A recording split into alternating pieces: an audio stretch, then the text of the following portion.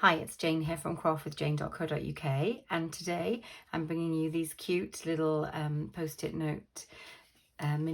notes with a little cover.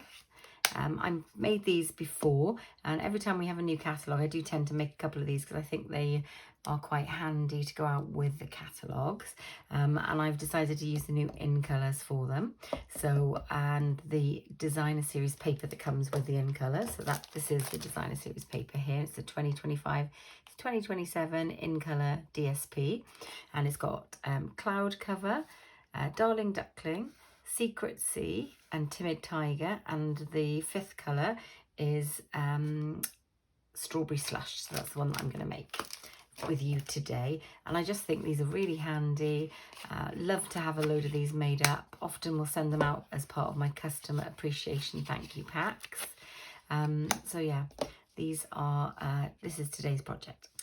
This is a fantastic opportunity to use up scraps of designer series paper and DSP. So I made a load of cards with the new in colour DSP, and I had these strips left over, so I thought, great, I know what I'm going to do. I'm going to make the post-it note covers.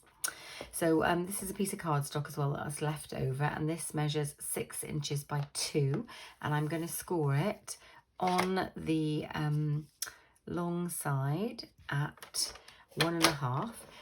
Because I'm doing some really small measurements on here, I do need to make sure that I'm using my paper trimmer because I can go to 16ths of an inch, and I'm going to go to 1 15/16 of an inch, and then I'm going to go to 3 15/16 of an inch, and then 4 3/8 just here.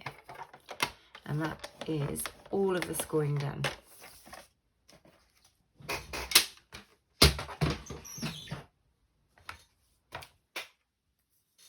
So I'm just going to grab the bone folder and burnish. Such a lovely, nice easy project to do. So that's just like that. And then I've got some of the designer series paper cut out already, and that's 1 7/8 by 1 7/8.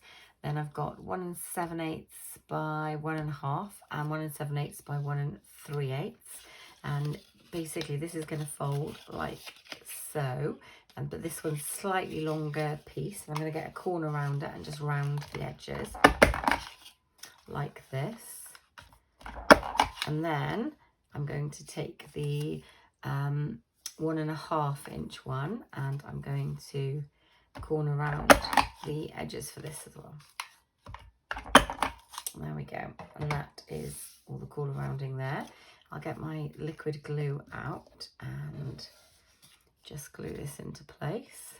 All of my measurements will be in metric centimetres, imperial inches on my blog post, and I'll be sure to put links below for that.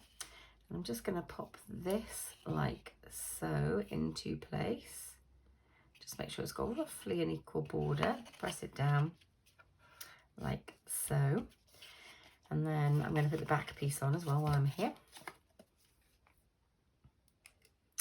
I just love making these up. This is such a quick and easy project, guys. So if you are going to host a like a craft retreat or something, this would be fantastic to have some of these made up. Really good for the catalogue as well, because you can put your little post-it notes on the pages of the products that you like as well. And so all of my lovely customers should have received their catalogues in the post. Feel free to reach out to me, email me if you haven't. So I've popped some tear and tape on the back of here, quite a few strips of it, because I do want this to stay in place.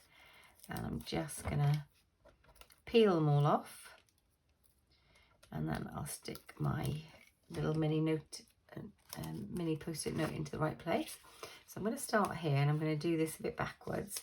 So I'm just going to press this down like so and do that with it so it's in place. Then I'm going to need to put a magnet on here. So I've got these mini magnets, and they are really fine ones. They're from Amazon, and I've had them a couple of years. I did try to look for the link, so I will jot it below if I can find it. But they are quite a few years old now. And I'm just going to pop a mini glue dot on there and then bring this down and sort of assume if I put it in the middle, that should be enough to cover it. And then I'm going to use my last piece of designer series paper that I've cut out to pop over the magnet. So it sort of hides it out the way then, like this. Lovely. And then I'm going to press that down around the magnet so it sort of sticks down. Oops, without wiggling it. Try to not wiggle it too much. There we go. Like so. Perfect. And then I'll bring that down like that. And what I'm going to do is take out another one of the magnets. And my advice would be that you shouldn't really make this if you've got young children, and you certainly shouldn't make it for young children, because these magnets, if they are swallowed, are very, very dangerous for the children and babies, and they're so small. So please think maybe about using Velcro, or use a little piece of ribbon or something like that. But for ease, I'm going to make this with my magnet. And then I'm just going to press that down firmly, open it up, and then secure that down. And you can hear that beautiful. So that's the little mini post-it note cover made. And then I'm going to decorate. So I've used the Impressions Bloom dies for this, and I've got a small flower cut out, and I'm going to use a glue dot again for the back of this.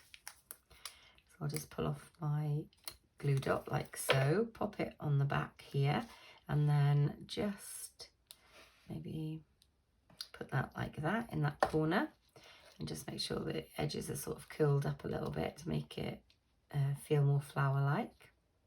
And then I'm going to get out the coordinating dots as well and pop a little one in the middle, just like that, and then a tiny dab of glue on the edge of this leaf, like so. And I'm just going to pop that in there.